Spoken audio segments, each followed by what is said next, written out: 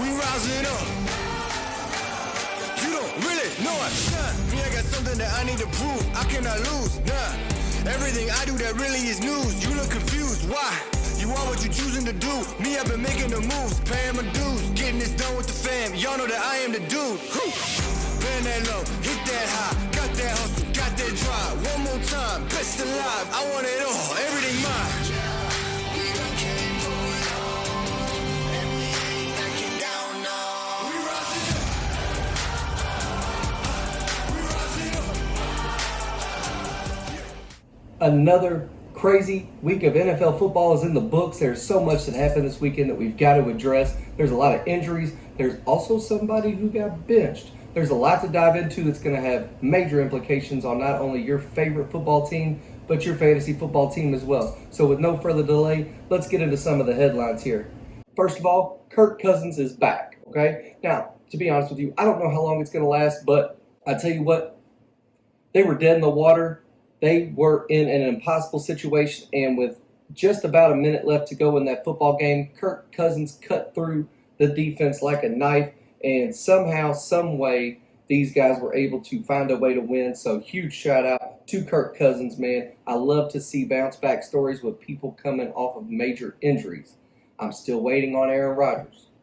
Number two, I told you guys last week that I've never seen quarterback play this bad. And most of my frustrations were with the veterans, but I tell you what, a new record was set. Rookie quarterbacks have now set a record. Bo Nix, Caleb Williams, and Jaden Daniels combined have set a new NFL record for having the most passing attempts, 196 passing attempts, and recording 0 touchdowns combined. You heard that right. Wasn't there a generational quarterback, an all-time talent that we'd never see again? Who's that? He went to Chicago, right? They have shitty weapons in Chicago, though, right? Oh, no, Oh, never mind. They went out and got Keenan Allen, and they drafted Rome Odunze. They also acquired DeAndre Swift. Oh. What's your fucking excuse now, Caleb Williams? Another headliner here, Pacheco goes to IR, okay? A lot of people are rushing to the waiver wire polls to get Samaje Perine and this new rookie, Carson Steele. No. Kareem Hunt was just signed by the Chiefs. You know how complex that offense is? It's going to take Carson Steele, who's a rookie, some time to learn that offense. It's also going to take Samaje Perine a little bit additional time because he, unlike Carson Steele, was not there during training camp because he was in Denver. He was traded late, so he's got a lot of catching up to do. Kareem Hunt just signed yesterday, and he knows this offense. The fourth big headline that I have is that the Panthers have finally decided to bench Bryce Young. And I'm going to admit, Bryce Young was doomed from the start. First of all, he never should have been the number 1 overall pick. But I'm glad he was because if it was C.J. Stroud like it should have been, who knows what we're talking about with C.J. Stroud. I think even if Bryce Young was in Houston, he does not have the same sort of success and the same amount of excitement that C.J. Stroud's been able to make. So, although I feel for Bryce Young here, I'm so glad that C.J. Stroud did not get put in this fucking situation. We are continuing to put, and by we, I mean the NFL, and I'm not affiliated with them, but they continue to put them at risk every single time you just throw them in there when you have a vet. Yeah, a veteran is there to teach and grow and mold, but why can't they do that by example? Let the guys learn. Green Bay has had a successful recipe with their quarterbacks for years, and none of their rookies ever start. They've all sat 2, 3, 4 years. Okay? We've got to stop doing this. NFL teams have ruined rookie quarterbacks over the last decade at a rate that honestly should never happen. And the college game's already kind of screwing things up to begin with before these guys even get to the NFL. They're not doing anything other than chasing transfers and NIL money around. Coaches can't coach them in college because they're just afraid they're going to transfer and go get the next $1 million from the next school. So when these guys come to the NFL, they don't know shit. They don't know how to wipe their own ass in the NFL yet. And despite all the hype and how much they think that they are, none of these guys are it. None of these guys just walk in. There's a reason why CJ Stroud has just been a complete anomaly. CJ Strouds don't happen. That is a generational talent. You cannot deem somebody a generational talent before they played it down in the NFL. It's here. It's not the arm, and it's not what you see in college. It's not their footwork. It's not all that. It's can they get it here?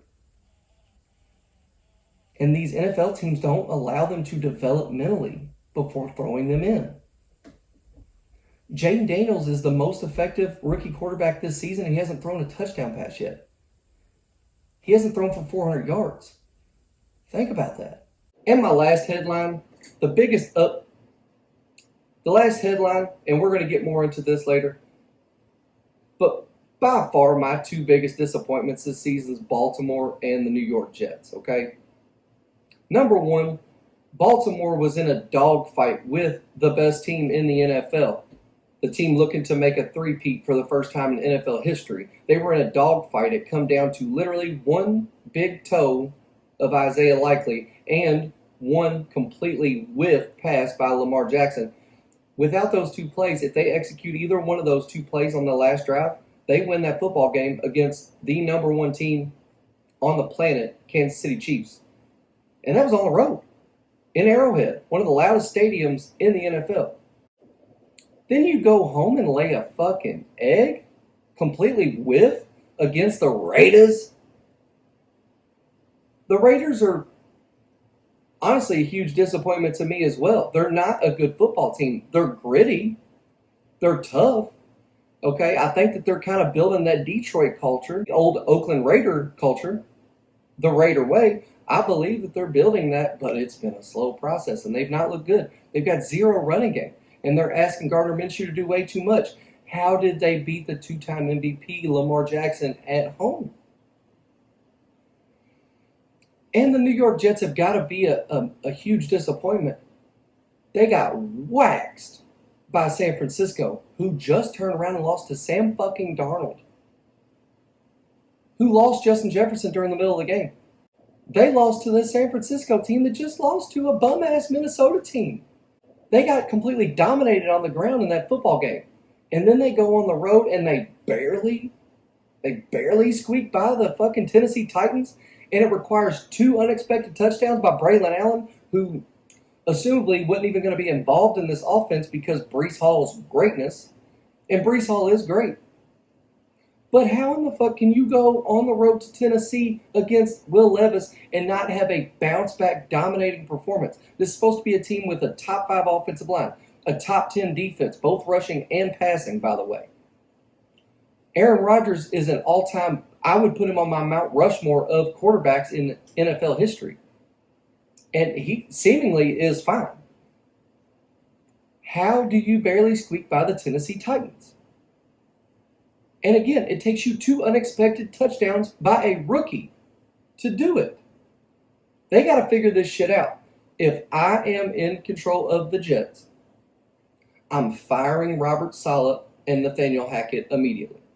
And for what it's worth, I'm still, if I'm in charge in Baltimore, by the way, didn't forget about you. If you cannot get Lamar Jackson to operate under center, you've got to go. You can't get rid of Lamar. Somebody's to blame here. That offensive coordinator in Baltimore's got to go.